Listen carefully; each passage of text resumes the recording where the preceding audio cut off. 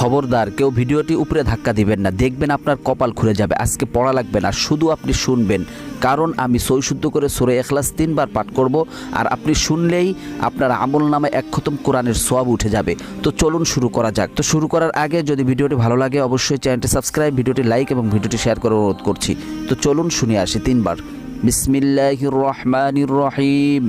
قل هو الله أحد الله الصمد لم يلد ولم يولد ولم يكن له كفوا أحد بسم الله الرحمن الرحيم قل هو الله أحد الله الصمد لم يلد ولم يولد ولم يكن له كفوا أحد بسم الله الرحمن الرحيم قل هو الله أحد الله الصمد لم يلد ولم يولد ولم يكن له كفوا أحد।